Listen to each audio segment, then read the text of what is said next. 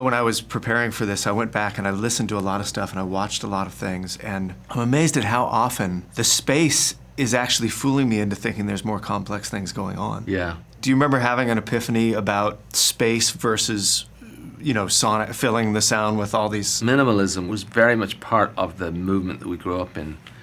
And literally it was why play 3 strings when 2 strings will do.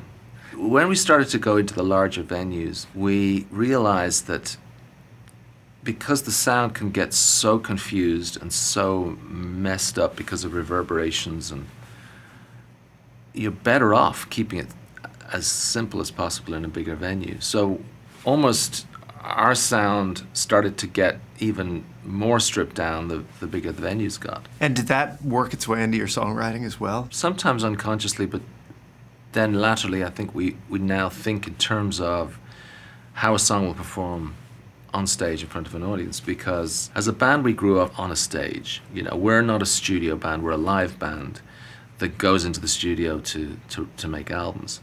And that instinct for the music that's going to connect is with us because of so many shows early on where it was about survival. But it's funny to hear you say that you're essentially a live band, because the textures you create and the riffs you write and just the layering of sound that goes on, it's also very, people could argue that the studio is a great instrument for you. You're right, we've used the studio for many years as a kind of songwriting tool and a place where, a sonic experiment can lead you to an idea that you never would have got to sitting with an acoustic guitar and a piano. I think of the song Bad. That song, we worked on it afterwards, but basically the guts of that song was totally improvised. But the tune, when we started playing it live, we realized this kind of gravitas, this intensity that it had. And again, so much of that came in a rush, in an instant. It was not labored over days and days of trying different ideas. It was not written in that sense that a lot of our songs are written.